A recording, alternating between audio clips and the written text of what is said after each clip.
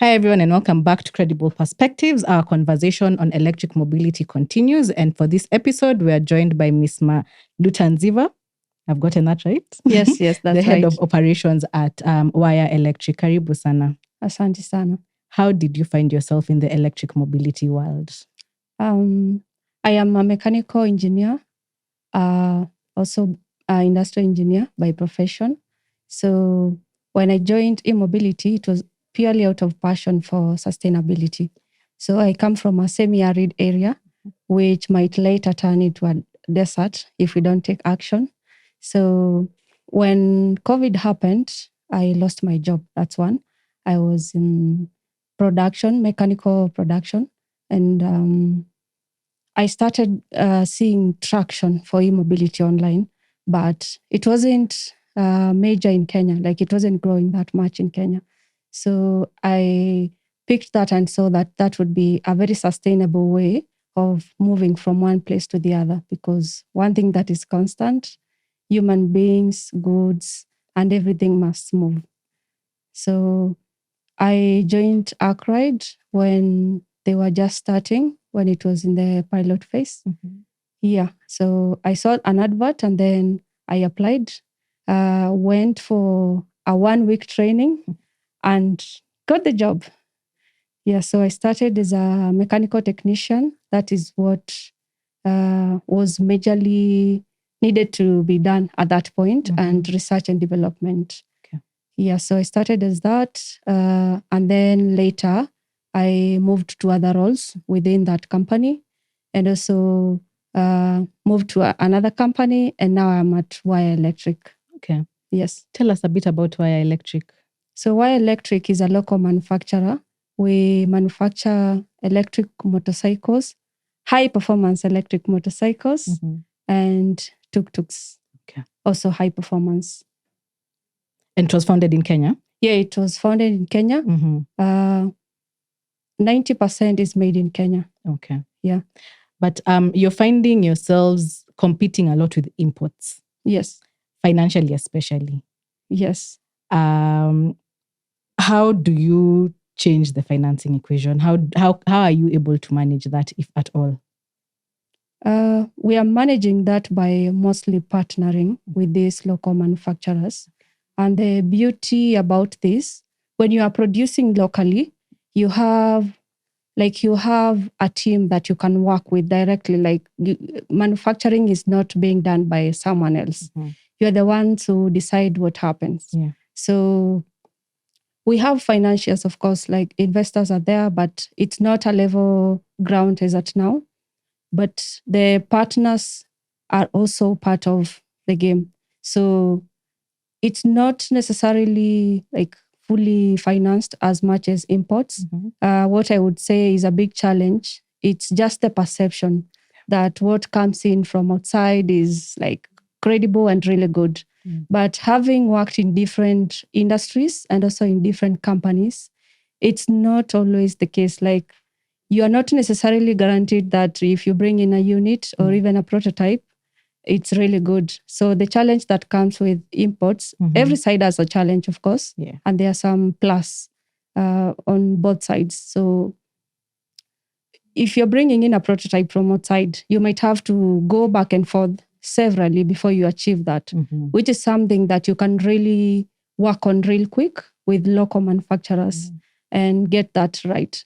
So even financing for conversions would be really good, which is not present at the moment. But at Waya Electric, we're actually talking to financiers who are willing to back motorcycle boda operators and tuk-tuk drivers with their existing vehicles, tuk-tuks and motorcycles for conversion and finance them. That is even cheaper for them to even adopt e-mobility. There's something you've said that I want us to pick up from: perception. All right, let's dive in. Why should someone choose a made in Kenya product, and especially for in the sector that you're in, on boda and tuk-tuks, as opposed to imports? Choosing a made in Kenya product, as a consumer, as an investor, you're guaranteed that what you are choosing is built here. Like it's something that can be verified easily without having to go through all these processes. Sometimes you get a data sheet showing that this product has been tested properly from outside, and you find out later that it's not the case. Like you've been cheated. Yeah. But when you are working with a local supplier, you are guaranteed that this is something you can actually return real quick and you'll be attended to. And as a user, you are guaranteed that you're not going to suffer when it comes to spare parts. You're going to have that ready. It is not going to take a lead time of 3 months or even a month. You order, you get it. So at Waya Electric, we've built products that can work with most of the available spare parts in East Africa, actually. It's not just in Kenya. Oh, okay. So if I sell a bike to you, because this is a new industry, this is EV, it has not yet penetrated to the interior side of Kenya. So the areas that are bumpy, rocky, and all that with the rough terrains, and like there isn't much that has gone outside. So with a product that is compatible with most of the local spare parts, I am guaranteed as a rider, if I break my brake pedal, my tire is having a problem, it needs to be replaced, I can grab that real quick. And as an investor, if you choose a Build in Kenya product, you are building this nation and you are building this region as Africa. So as we move forward, if we don't change this perception, we will stay the same place and we will always claim that made in Africa products are not good. And the thing about that, like Africa is like the prime land. We have all the raw materials. If we wanted to assemble batteries, we would do that right here. And also these factories, they are not tied to these other regions outside Africa. They can come to Kenya and set up and do this here. This will reduce lead time, like it will even increase the job market. Also that part, we have so many talented Africans and they are young.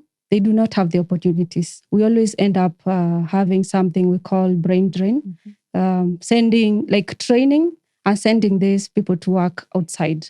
If I am ambitious and I don't get an opportunity here, and I also don't get a chance to go out there, then I am frustrated. I do not have a job, then I might resort into even crime and such.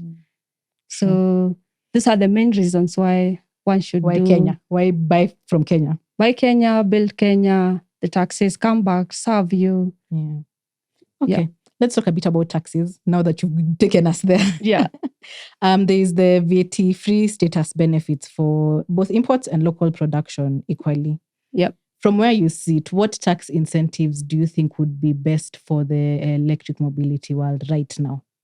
At the moment, as the electric mobility of Kenya has actually bargained that, and tax has actually been waived, and also import duty as VAT is what has been waived. Let me clarify. It's not the whole tax. Import duty has also gone down. If you're choosing, like, I believe that the government has really, really backed us. But it should be made like regionally, that you can import to any part of Africa, which would come in handy if we are working with just one currency. If Africa can unite and get one currency, would be really good for trade. But as at now, we all have to depend on USD or any other currency that converts. And then that varies from country to country, depending on the economic status of that country at that point. There's also something you mentioned about brain drain and knowledge. This is a very new sector that's coming up. Not very many people are doing it. First question, and as an engineer, is it a course offered in school? And if I go to a TVET or a university, what am I asking for? If you go to a TVET or a university, you will not likely find that. I'm not saying it's not in their works. Universities are actually collaborating. We've seen a collaboration between JKUAT, Jomo Kenyatta University of Agriculture and Technology, and ACRIDE. And also, as Waya, we are in conversations with 2 credible institutions to come up with a curriculum that is going to enable the skill that is going out to the market to serve the users, to even bring this confidence back to investors that this is actually something that is done here by people who have been trained properly. So financing can also come in handy to finance these courses, because education is not free. We all know that. And even if it were, there is time involved and so many resources. So that can come in handy from the government, from banks, from DFIs, that is development, financial institutions. That can come in handy. Are you seeing them open to having these conversations? They are open and it's happening. Okay. It is happening. So it's just a matter of time. It's just a matter of time. Soon, I'd say we'll be there. In the next 5 years, the EV industry will be so different in Kenya. At EMAK, I am actually the secretary for the Knowledge and Research Committee, which is part of 4 different pillars that serve like the vision for EMAK for the next 4 years. I'd say 2025 to 2030, but we're almost done with 2025. So we have 4 years and 3 months to go. Okay. Yeah, so it's there, it's in the works. It's coming. Yeah.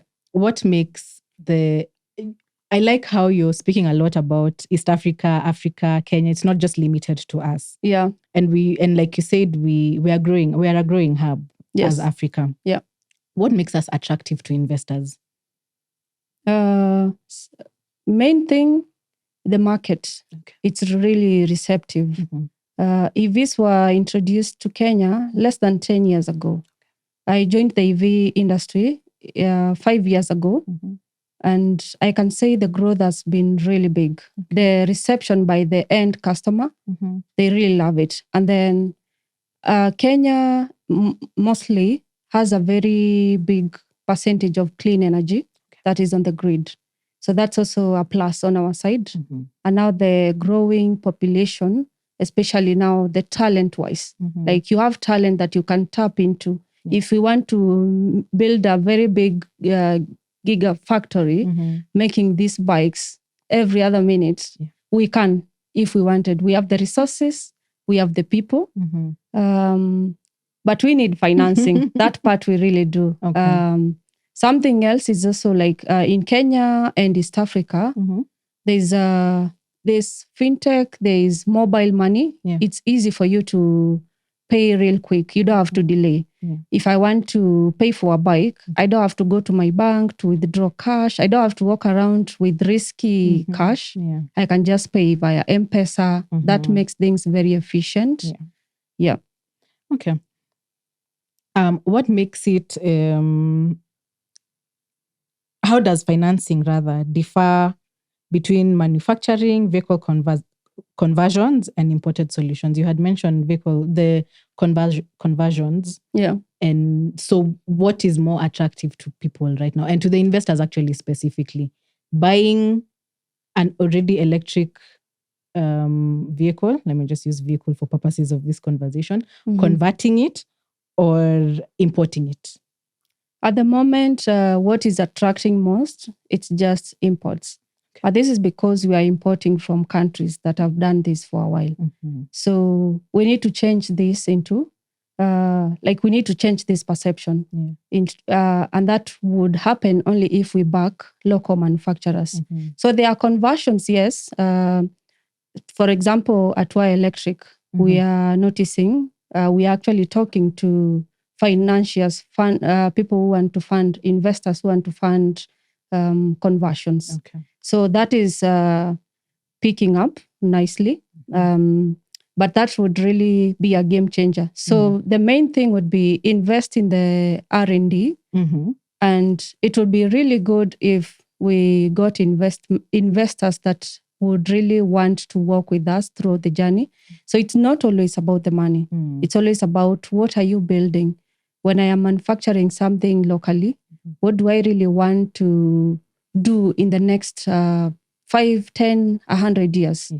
What do I want to place? Like, do I want to put something that is going to give me back consistently for that period of time and build my country and also expand through Africa? Okay. Yeah. Okay. What other ways would the government invest in electric mobility? I know there are conversations behind the scenes on policy. You've mentioned research and development, but I'm thinking of it from the background of that time during the former president, when he said all vehicles should be a specific vehicle. Do you think the government, among other things, this is just to probe your thought process, should say that maybe all parcel deliveries should be through electric bodabodas? How else? What would you want to see from the government that's not already happening? Yeah, actually, that part, they can de-risk this adoption process by being the early adopters. If the government is buying a pure fleet of maybe buses to deliver parcels from here to Nakuru, that would be like very good for us. And also investing in this infrastructure, setting up this infrastructure. If anything, right now, if the government could actually back the charging side, people would just bring in vehicles and then set up these sites, because we've been, like, Kenya is very well connected. The grid is really connected well. So there is power almost everywhere. So this can be a very good thing from their side. Like they can build this ecosystem. Of course, there are players, but even in the ice industry, in the oil industry, they also take part. Like National Oil, I believe it belongs to the government. Yeah. So such things would be really good. And then also parcels, delivery, Kenya Power. Kenya Power should not actually be working with ICE vehicles, while they are one of our big supporters in e-mobility. Now the challenge comes in the procurement process. Okay. If that can be changed, like not just for e-mobility, it would be really good to come up with a good structure that doesn't take so much time to move from one decision maker to the other and have these vehicles on the road. Yeah. Like if the government buys these electric vehicles, everyone will see, this is the way to go. Yeah. And that's it. And that would also help manufacturers come in and set up, because if I am selling 500 bikes to Kenya Power in a month, then I would really grow so fast, because my revenue is just flowing in. And I am backed by the government, and they can also back research. They can also invest. There are so many things the government can do. Speaking of Kenya Power, do they have special tariffs for electric mobility, electric vehicle users? Yes, there are special tariffs, but one has to apply. Okay. I think there's a link on their website that people can use to apply. Okay. Yeah, so yes, you are using an electric bike, an electric car, but you have to apply for these tariffs. Okay. Yeah, they are there, but we hope they can keep improving. Okay. Since most of the energy in the grid system by Kenya Power is green. It's from geothermal, it's from the windmills, there's the hydroelectric, there's solar. And also something good about these electric vehicles, you don't necessarily have to charge from just from the grid, like Kenya Power provided power. If you have good charging system, which for local manufacturing, if you are working with a local supplier, you are likely to work with them throughout the journey, so that you can get something that works for you on the grid and also off grid. Like you can plug into solar. You can even have an electric vehicle without like having to ever bother Kenya Power. Ever, like you're not thinking about, we are taking away the fuel tank. That's one. And now you are now off grid. Yes. So now you are charging. It becomes even cheaper, more affordable. Like the beauty of e-mobility cannot even be discussed in this one podcast. Not in one episode. Yeah. The Kenya Association of Manufacturers said that one of the greatest challenges that the manufacturing industry is experiencing is high input and energy costs, taxation, limited credit, foreign exchange volatility, and weak domestic demand. Nimesema vitu mingi, but you get the gist. There's the idea of high input, so initial investment. Capital, there's taxation, which is a bit high still. Yeah. There is limited credit, which you've talked about, and why we should engage DFIs, foreign exchange, and domestic demand. Of these categories, what would be a low-hanging fruit for manufacturing in the EV world? Low-hanging fruit would be taxes. Okay. That has already, EMAK is really pushing. That is why companies that are coming in Kenya should really join Electric Mobility Association of Kenya. And you can also join as an individual. It's not limited to companies only. So that's a low-hanging fruit. And also access to credit facilities. I would say when we talk about investments, mostly people think about investments from investors from outside Kenya, from outside Africa. Yeah.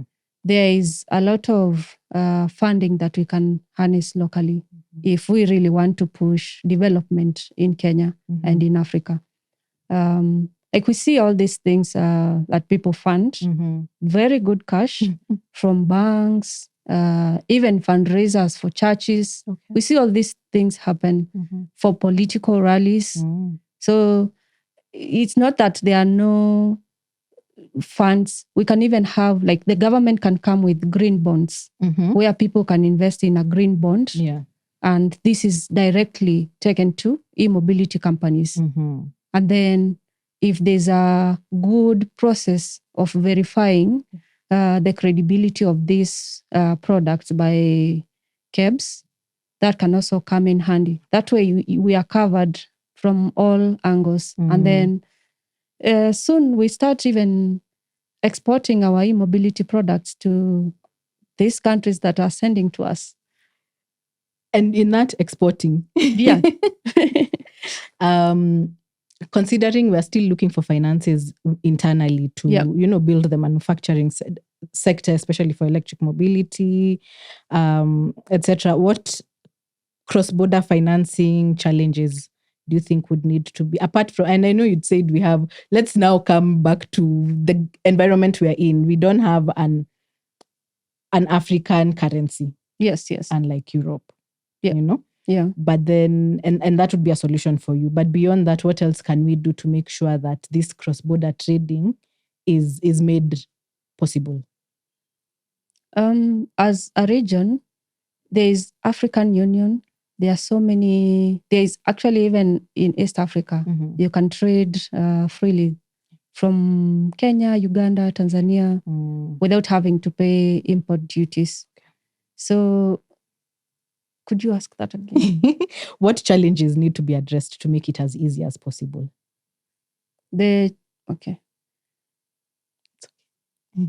Challenges, just the waiving import from that is already the Africans that have signed. Okay, let me say this. I'm looking for the Africa something. AFCTA. Yeah, if you could. Yeah, I don't even know it in full. Dusha, I hope you'll edit these parts out the way. Yes. Africa free trade. Just say FCTA. Most people know what it is we're talking about when we say. Okay, so within the African region, we have, first of all, in East Africa, we have the East African Community, where you can trade from Kenya, Uganda, Tanzania without having to pay import duty. Yeah. And then in the African region, the AFCTA has addressed also that part. There are countries that have signed and not confirmed yet.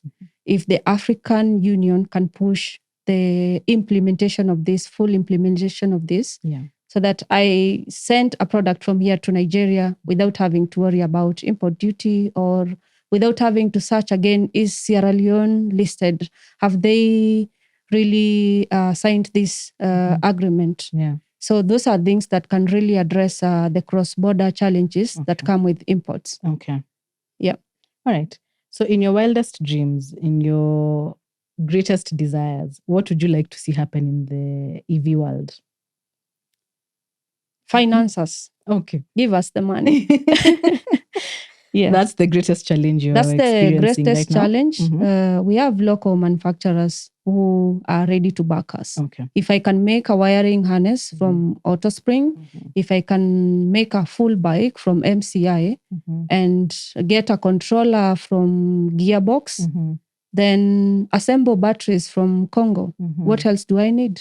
Okay. I have the engineers, I have all these companies that actually do this. What else do I need?